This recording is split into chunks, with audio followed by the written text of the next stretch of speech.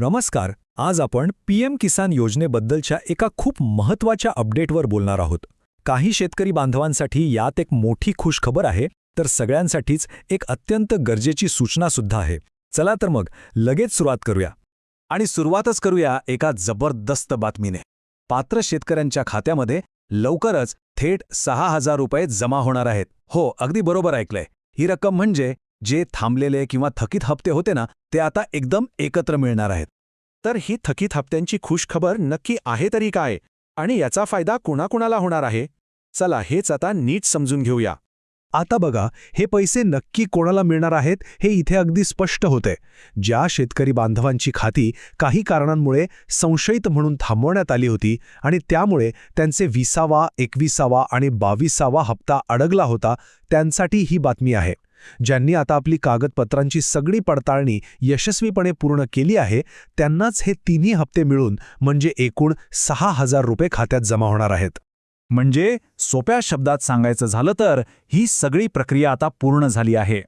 कागदपत्रांची पडताळणी झाली, फार्मर आयडीचं काम पूर्ण झालं आणि आता त्याचं फळ म्हणून हे 6,000 रुपये थेट खात्यात येणार आहेत. ज्यांनी ही प्रक्रिया पूर्ण केली आहे त्या सगळ्यांचं अभिनंदन. बरं, ही तर झाली थकीत रकमेची गोष्ट. पण आता जो पुढचा म्हणजे 23वा हप्ता येणार आहे, त्याचं काय? कारण त्याच्यासाठी आता एक नवीन आणि खूप महत्त्वाचा नियम लागू झालाय. आणि तो नवीन नियम आहे फार्मर आयडीची सक्ती. हो, आता पीएम किसान योजनेचा कोणताही पुढचा लाभ घेण्यासाठी फार्मर आयडी असणं हे बंधनकारक म्हणजे अगदी मॅन्डेटरी करण्यात आलं आहे. तर मग हा फार्मर आयडी किंवा ॲग्रीस्टॅक म्हणजे नक्की काय? बघा, अगदी सोपं आहे. हा शेतकऱ्यांसाठी एक खास युनिक असा ओळख क्रमांक आहे. या एकाच नंबरवर शासनाच्या सगळ्या कृषी योजनांची माहिती लिंक केली जाईल. यामुळे काय होईल तर सगळी प्रक्रिया एकदम सोपी आणि पारदर्शक होईल. आणि या नियमाचा परिणाम तर अगदी सरळ आणि स्पष्ट आहे. ज्यांच्याकडे फार्मर आयडी नसेल त्यांचे 23व्या हप्त्यापासूनचे पैसे मिळणं थांबेल. ही खरंच एक खूप गंभीर आणि महत्त्वाची सूचना आहे. सगळ्यांनी लक्षात घ्या.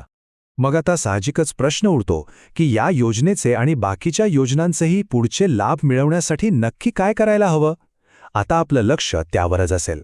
यातली सगळ्यात महत्त्वाची गोष्ट काय माहितीये? हा फार्मर आयडी फक्त आणि फक्त पीएम किसान योजनेपुरता मर्यादित नाहीये. इथे बघा, पीक विमा असो, कर्जमाफी असो किंवा शासनाच्या इतर सगळ्या कृषी योजना, या सगळ्यांचा लाभ घेण्यासाठी आता फार्मर आयडी गरजेचा असणार आहे. त्यामुळे याचं महत्त्व खूपच जास्त आहे. त्यामुळे या सगळ्या माहितीचा निष्कर्ष एकच निघतो: पुढचे सगळे शासकीय लाभ मिळवायचे असतील तर ॲग्रीस्टॅकवर नोंदणी करून आपला फार्मर आयडी शक्य तितक्या लवकर तयार करून घेणं खूप गरजेचं आहे. यामध्ये अजिबात वेळ घालवून चालणार नाही. तर ही होती पीएम किसान योजनेबद्दलची एक सविस्तर आणि महत्त्वाची माहिती. जाता जाता एकच महत्त्वाचा प्रश्न आहे ज्यावर सगळ्यांनी विचार करायला हवा. आपला फार्मर आयडी तयार आहे का? नसेल तर कृपया यावर लगेचच काम सुरू करा.